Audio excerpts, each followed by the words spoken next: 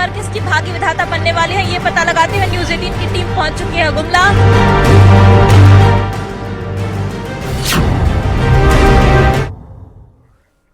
नमस्कार, special report देख रहे हैं आप। मैं हूं शुभम मिश्रा आपके साथ। और भारत में महिला मतदाताओं की काफी ही महत्वपूर्ण भूमिका मानी जाती रही है।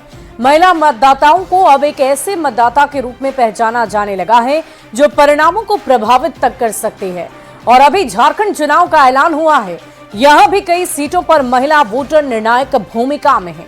81 सीटों में से 32 सीट पर महिला वोटर पुरुष वोटर्स की तुलना में अधिक है, यानी 81 सीट की 40% सीट पर महिलाएं जीत हार तय कर सकती है। महिला मतदाता झारखंड की भाग्य विधाता है और न्यूज़ 18 की टीम गुमला विधानसभा सीट की महिलाओं से बात कर रही है और ये जानने की कोशिश कर रही है कि वो सरकार के काम से कितना खुश हैं और इस बार उनका मूड कैसा है। झारखंड की महिला मतदाता इस बार किसकी भाग्य विधाता बनने वाली है, ये पता लगाते हुए न्यूज़ 18 की टीम पहुंच चुकी है गुमला। यहाँ पर 3 विधानसभा सीटें हैं, बिशुनपुर, सिसई और गुमला। महिलाओं का मत यहाँ पर इसलिए इम्पोर्टेंट हो जाता है क्योंकि यहाँ पर महिला मतदाता पुरुषों से ज्यादा है। बीजेपी और जेएमएम के बीच में मुख्य मुकाबला रहता है और इस बार देखना ये है कि किसे महिलाएं अपना नेता चुनती हैं, किसके भाग्य बदलती हैं और महिलाओं के लिए मुद्दे क्या क्या होंगे, किस आधार पर महिलाएं इस पर वोट डालने वाली है, यही हम पता लगा रहे हैं। तो चलिए गुमला के अंदर चलते हैं और महिलाओं से बातचीत करके जानते हैं कि उनकी राय क्या है और इस बार वो किसकी भाग्य विधाता बनने वाली है। आइए।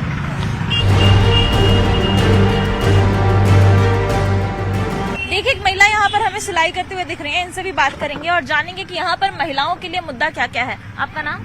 मानती देवी। ये बताइए, वोट डालने जाएंगी ना आप? जी जरूर जाएंगे। तो क्या क्या सोचकर इस बार वोट डालने वाली हैं आप? महिलाओं की नजर से अगर देखें तो क्या क्या काम सरकार को करना चाहिए? सरकार को महिलाओं लोग को सरकार को एक बहुत हिम्मत देना चाहिए कि महिलाएं और आगे बढ़ें। और तो ऐसे तो दे ही रहे हैं और बहुत हिम्मत है हम लोग को। सरकार हमारे ऊपर जो कार्य कर रही है उससे हम बहुत हिम्मत से अपना काम कर रहे हैं और यही कहेंगे कि बस हमें और मदद करें और आगे बढ़ने के लिए प्रेरणा। हेमंत सोरेन की सरकार के काम से आप खुश हैं? जी खुश है। अच्छा, ये बताइए कि महिला उम्मीदवार काफी कम उतरती हैं इलेक्शन में, आपको लगता है कि महिलाओं की भागीदारी ज्यादा होनी चाहिए? होनी चाहिए। जब महिलाएं अभी आगे हैं और सब चीज में सरकार उनको सपोर्ट कर रही है तो महिला को भी आगे होना चाहिए। आपका नाम? हिंसो देवी। ये बताइए कि सरकार कैसा काम कर रही है यहाँ पर? सरकार सब तो ठीक है जो कर रहे हैं। मैया योजना का लाभ मिलता है? मिलता है। अच्छा, ये बताइए, घर में बच्चा है आपका, बेटा बेटी है? नौकरी रोजगार है आपके पास? अभी तो पढ़ ही रहे हैं। तो अभी पढ़ रहे हैं। पढ़ाई कैसी होती है? पढ़ाई ठीक है होती है। ठीक होती है। क्या क्या काम आपको लगता है कि यहाँ पे सरकार को करना चाहिए? और ये रोजी रोजगारों लोगों को सभी को मतलब काम अच्छा देना चाहिए। बाहर लोग जाते हैं तो बाहर ना जाना पड़े। अच्छा, बाहर जाने से यहाँ पर बहुत सारी ऐसी खबरें आती हैं कि लड़कियां बाहर जाती हैं फिर उनके साथ गलत काम होता है या फिर वापस नहीं लौट पाती, ऐसा होता है क्या? होता है, ऐसा घटना होता है, लेकिन क्या करेंगे, मजबूरी जाना पड़ता है। सबके घर में सभी मतलब दिक्कत होता है ना। बिल्कुल। तो यहाँ पे रोजगार बहुत बड़ी समस्या है और महिलाओं को भी बाहर जाना पड़ता है और फिर बाहर जाकर के मानव तस्करी की बहुत बड़ी समस्या यहाँ पर सामने आती है। आपका नाम? अनीता देवी। ये बताइए कि आपके घर में अगर 2-4 समस्याएं पूछी जाए तो कौन कौन सी है जिस पर सरकार की मदद आपको चाहिए? हम सब मदद चाहिए, रेजाकुली कर रहे हैं तो। अच्छा, आप यहाँ पर काम ढूंढने आई हैं? हाँ। तो आप लोग यहाँ पर आती हैं तो रोज काम मिल जाता है या फिर कभी खाली भी लौटना पड़ता है? नहीं मिलता है, डेली नहीं मिलता है। आपके घर से कोई लड़की या कोई लड़का या कोई आदमी बाहर गया है कमाने के लिए? नहीं। क्या क्या काम यहाँ पर होना चाहिए? सरकार से क्या क्या उम्मीद है आपको? हम लोग को तो सरकार से क्या उम्मीद रखेंगे। अच्छा, विधायक जी अगर वोट मांगने आएंगे या फिर जो अभी विधायक के लिए लड़ रहे हैं वो वोट मांगने आएंगे तो आप उनसे बोलेंगे ना कि हमारे गांव में सड़क बना दीजिए या फिर हमारे बच्चों का स्कूल अच्छा नहीं है? तो क्या क्या समस्या है? हाँ, तो बच्चा लोग के लिए स्कूल चाहिए, हम लोग का गांव घर में सड़क का कुछ कमजोरी है, उस सबको मांगेंगे। ये बताइए कि सरकार यहाँ पर कैसा काम कर रही है? सरकार तो कोई सरकार बन रहा है मगर हम लोग कोई चीज मिलबे नहीं कर रहा है लाभ। जैसे हम लोग को आवास में लिस्ट में कई बार नाम आया है, पीएम आवास में आ रहा है, कोई चीज हम लोग को मिलबे नहीं कर रहा है। आगे खाली लिस्ट में दिखते हैं भर नाम, पैसा वैसा अभी जियो टैक्स पर सब हो गया है, पैसा वैसा कुछ नहीं डला रहा है। तो यहाँ पर मानव तस्करी भी बहुत बड़ा मुद्दा है। यहाँ पर जो गरीब लड़कियां हैं, आदिवासी लड़कियां हैं, वो बाहर जाती हैं महानगरों में रोजगार की तलाश में, और वहाँ पर उनके साथ शोषण होता है और उनकी तस्करी होती है। ये सारी खबरें लगातार आती रहती है और यहाँ पर कई महिलाएं हमें ऐसी मिली भी जिन्होंने कहा कि उनके घर की लड़कियां बाहर गई पर लौट कर नहीं आई। और भी क्या क्या मुद्दे हैं यहाँ पर, आगे बढ़ते हैं और जानने की कोशिश करते हैं कि महिला मतदाता इस बार गुमला की किसकी भाग्य विधाता बनने वाली हैं। आपका नाम? मेरा नाम गुड्डी नंदा। ये बताइए कि महिलाओं के लिए इस बार चुनाव में क्या क्या मुद्दे होने वाले हैं? चुनाव में इस बार मुद्दे क्या होने वाले हैं ये बताऊंगी। इससे पहले तो मैं बोलूंगी झारखंड में बदलाव चाहिए। तो झारखंड में बदलाव चाहिए तो हमें तो बीजेपी की सरकार चाहिए, क्योंकि हम लोगों को क्या है ना, यहाँ पे जैसे अभी बताया जाता है झारखंड में आबादी महिलाओं की ज्यादा है, तो इसमें क्या है, महिलाएं बाहर निकल नहीं पा रही है। अभी जो सरकार चल रहा है झारखंड में, तो महिलाएं बाहर जा नहीं पा रही है। हम लोग बच्चों को डर रहे हैं बाहर भेजने से, आए दिन उनके साथ बलात्कार हो रहे हैं और बेरोजगारी भी हम लोग की बढ़ी हुई है। हम लोग रोजगार नहीं कर पा रहे हैं। अगर हम लोग बाहर नहीं जाएंगे तो फिर रोजगार नहीं कर सकते हैं। तो हम लोग को चाहिए कि हमारी झारखंड में कुछ ऐसी सरकार बने, ऐसा बदलाव आए जो कि हम लोगों को रोजगार भी दे, हम स्वतंत्रता के साथ बाहर जा सके। बिल्कुल आपका सही मुद्दा पे सवाल की है कि महिला जितना बेहतर समझती है घर या बाहर, वो बहुत काफी अच्छा है। लेकिन अभी जब से आजादी मिला है हम लोग को, तो आप लगातार देख रहे होंगे कि वो कोई भी महिला आती है तो राजनीतिक बैकग्राउंड है तभी वो आ पाती है। पहली ऐसी अभी जो केंद्र में सरकार है, वो ऐसी सरकार है जो मतलब कोई बैकग्राउंड नहीं देखता है। साधारण महिला अगर काम करने वाली है तो उसको आगे किया जा रहा है। लेकिन अचानक अगर जहां हम महिला जीरो से मतलब 2% 4% में महिलाएं अच्छे घर की देखी जाती थी, साधारण घर की बिल्कुल नहीं थी। तो उसको फिर जो केंद्र की सरकार हमारी मोदी जी की है, वो अभी राष्ट्रपति भी बनाए हैं, उन्हीं के वजह से आज एक साधारण महिला बनी है। तो स्टार्ट हुआ है, लेकिन अभी प्रतिशत कम है, क्योंकि उतना सक्षम अभी महिला नहीं है। स्थानीय स्तर पे अगर बात करें तो महिलाओं के लिए कोई ऐसा मुद्दा जिस पर किसी भी दल की नजर ना गई हो, किसी भी नेता की नजर ना गई हो, लेकिन वो यहाँ की महिलाओं के लिए बहुत बड़ी समस्या है, ऐसा कोई मुद्दा?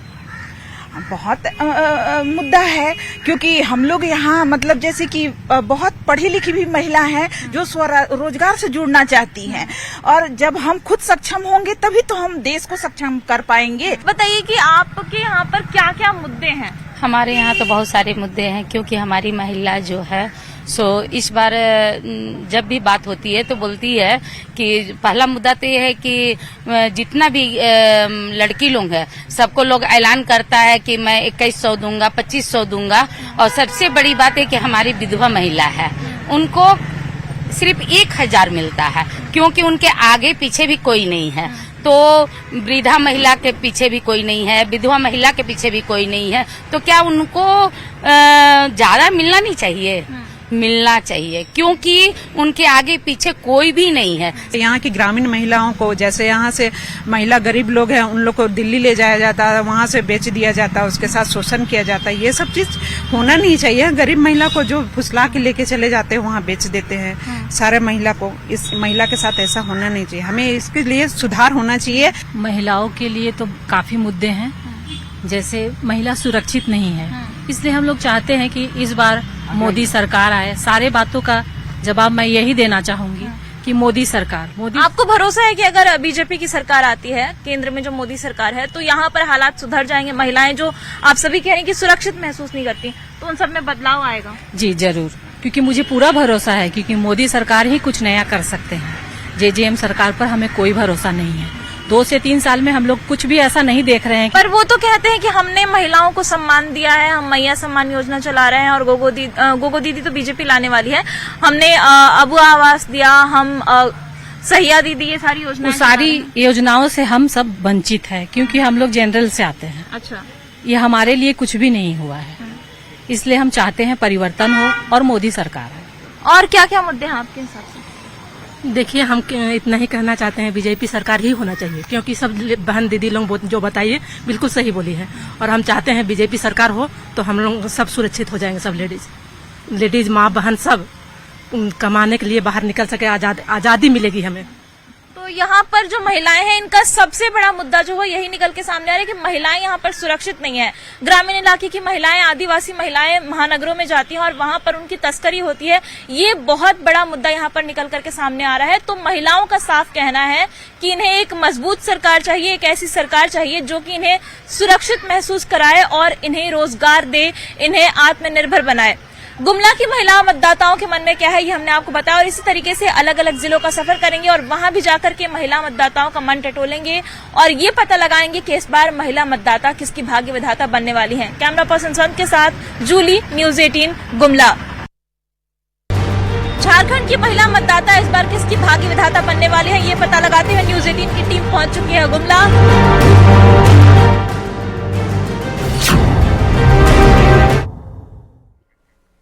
और आइए अब बात करेंगे महायुद्ध की।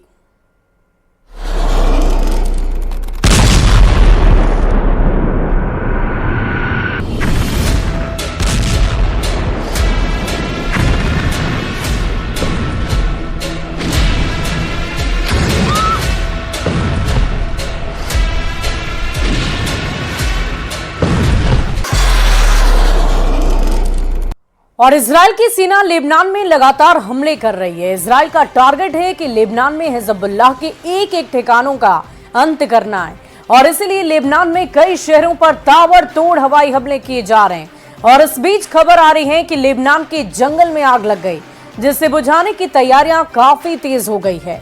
सामने आई तस्वीरों में लेबनान की सेना हेलीकॉप्टर के जरिए जंगल में लगे आग को बुझाने की कोशिशों में जुटी हुई नजर आई। और इजराइल को खतरा है कि ईरान की तरफ से किसी भी वक्त हमला हो सकता है। अगर हमला हुआ तो इसमें हिजबुल्लाह के भी शामिल होने का सिग्नल मिल चुका है और ऐसे में अगर तेल अवीव को टारगेट किया गया तो नेतन्याहू के लिए बड़ी मुश्किलें खड़ी हो सकती है।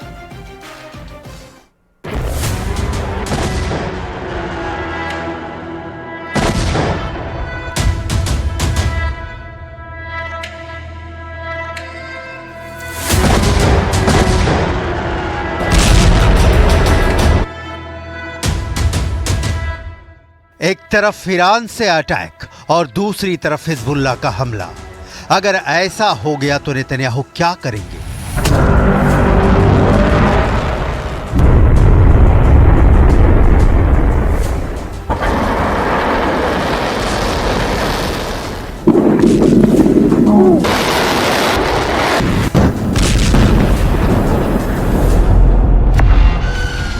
वॉर रूम में बैठकर प्लान बनाने वाले नेतन्याहू के सामने ऐसा खतरा मंडरा रहा है जिसके बारे में उनका अंदाजा जहां खत्म होता है, ईरान और हिजबुल्लाह ने वहां से आगे सोचना शुरू कर दिया है।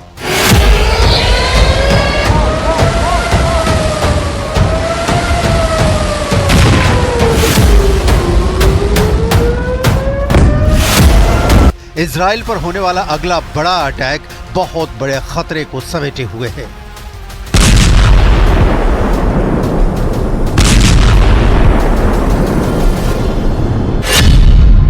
यानी नेतन्याहू के सामने हिजबुल्लाह के 1.5 लाख रॉकेट हैं और दूसरी तरफ है ईरान की 2 लाख मिसाइल।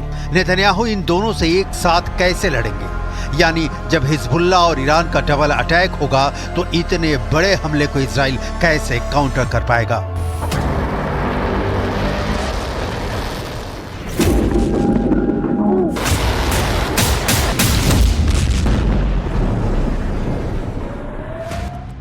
बैरूत में होने वाले धमाकों और इन हमलों के बीच इजराइल को डराने वाली बहुत बड़ी धमकी हिजबुल्लाह ने दे दी है।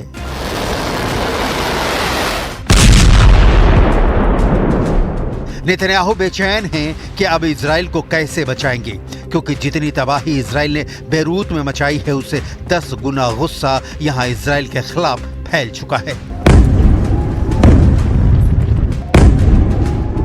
We saw lots of destruction on the way there in the towns surrounding Marjayoun, including as we drove through Nabatea.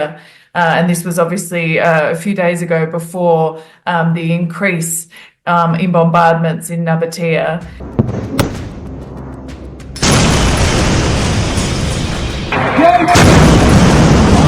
Netanyahu के सामने अब बड़ा चैलेंज है। चाहे हिजबुल्लाह हो या फिर ईरान, दोनों के हमले रोकने में इजराइल पूरी तरह कामयाब नहीं रहा है। जमीन पर धमाकों से साबित होता है कि अत्याधुनिक एयर डिफेंस सिस्टम आयरन डोम कनस्तर साबित हो रहा है।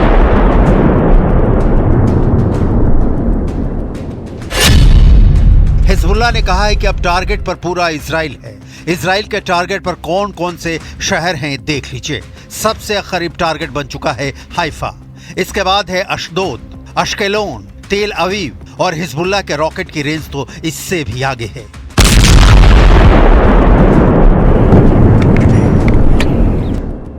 इस वक्त इजराइल के सामने बड़ा संकट यह है कि उसकी एयर डिफेंस मिसाइल खत्म हो रही हैं। 7 अक्टूबर 2023 के बाद से इजराइल गाजा से फायर किए जा रहे रॉकेट रोक रोक कर थक चुका है। यही हाल उत्तर वाले फ्रंट पर है, जहां लेबनान से हिजबुल्लाह रोज रॉकेट फायर करता है और इजराइल को अपना आयरन डोम 24 घंटे एक्टिव रखना पड़ता है। हिजबुल्लाह ने टारगेट सेट कर लिए हैं। हिजबुल्लाह के 10,000 रॉकेट वाली सुनामी किसी भी वक्त लॉन्च की जा सकती है। 10,000 रॉकेट को 10 मिनट में दागने का प्लान है। 10,000 रॉकेट से इजराइल के 10 मिलिट्री बेस को तबाह करने की तैयारी है। 10,000 रॉकेट से इजराइल को 10 साल का सदमा देना चाहता है हिजबुल्लाह। लेबनान और इजराइल के बीच ताजा हमलों के बाद युद्ध पक्का माना जा रहा है, क्योंकि हिजबुल्लाह के टारगेट पर अब इजराइल के ऐसे मिलिट्री बेस हैं जिसकी नेतन्याहू को उम्मीद भी नहीं थी। इजराइल के जिन मिलिट्री बेस को खतरा है, उनके बारे में जानने से पहले हिजबुल्लाह का रॉकेट गोदाम, जो हमास के मुकाबले 10 गुना ज्यादा पावरफुल बताया जाता है, हिजबुल्लाह के कत्यूशा रॉकेट की रेंज 25 किलोमीटर तक है। यह 10 सेकंड में टारगेट हिट करता है। इससे आगे हिजबुल्लाह के पास है फज्र 3 नाम का रॉकेट, रेंज है 45 किलोमीटर, टारगेट पर 35 सेकंड में पहुंचता है। हिजबुल्लाह के पास है फज्र 5 रॉकेट, इसकी रेंज है 75 किलोमीटर, टारगेट पर 50 सेकंड में फटता है। हिजबुल्लाह के पास है खैबर रॉकेट, इसकी रेंज है 100 किलोमीटर, टारगेट पर 75 सेकंड में फटता है। हिजबुल्लाह के पास है ज़ेलज़ाल 2 रॉकेट, इसकी रेंज 200 किलोमीटर बताई जाती है। इसमें 600 किलो विस्फोटक फिट किया जा सकता है और ये 120 सेकंड में टारगेट पर पहुंच जाता है।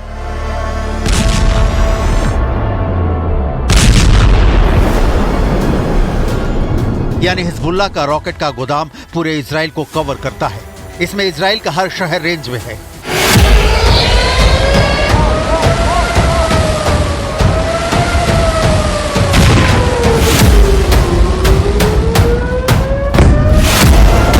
और इजराइल पर इस वक्त सबसे बड़ा खतरा मंडरा रहा है। एक तरफ ईरान है तो दूसरी तरफ हिजबुल्लाह, जिनके निशाने पर इजराइल की राजधानी से लेकर इजराइल के एक एक शहर है। किसी को नहीं पता कि हिजबुल्लाह और ईरान के रॉकेट कब और किस शहर पर गिरेंगे, और इसी डर से इजराइल में भी दहशत का माहौल है।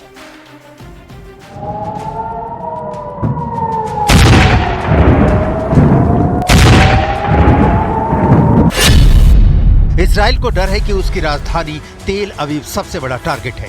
इसके अलावा हाइफा का बंदरगाह खतरे में है। अशदोद और अश्केलोन भी हिजबुल्लाह की रेंज में हैं। बिर शेबा शहर को भी हिजबुल्लाह अपने रॉकेट रेंज में कवर करता है।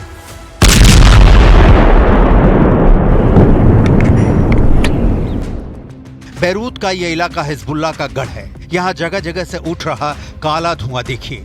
ये बैरूत की सबसे ताजा तस्वीर है। यही लोकेशन है जहां इजराइल ने चुन चुन कर बम गिराए हैं। लेबनान और गजा में जो बम गिराए जा रहे हैं, इजराइल के पास उनकी कमी नहीं है। यह सप्लाई चेन अमेरिका से चल रही है। इसलिए नेतन्याहू की टेंशन सबसे ज्यादा एयर डिफेंस मिसाइल की है। ईरान और हिजबुल्लाह के एक साथ हमले हुए तो इजराइल मुश्किल में पड़ सकता है। खतरा उत्तरी इजराइल में ज्यादा है। हिजबुल्लाह की छोटी दूरी के रॉकेट भी कहर मचा रहे हैं। उत्तरी गोलान, दक्षिणी गोलान, ऊपरी गलीली, निचली गलीली, मध्य गलील, बिट शियान घाटी, ये कुछ ऐसे इलाके हैं जहां पर इजराइल ने हिजबुल्लाह के रॉकेट हमलों को देखते हुए बहुत सी पाबंदियां लगा दी हैं। इन इलाकों में इजराइल के जितने मिलिट्री बेस हैं, सब हिजबुल्लाह के निशाने पर हैं। और फिलहाल इस स्पेशल रिपोर्ट में अभी के लिए बस इतना ही। आप बने रहे न्यूज़ 18 बिहार झारखंड के साथ।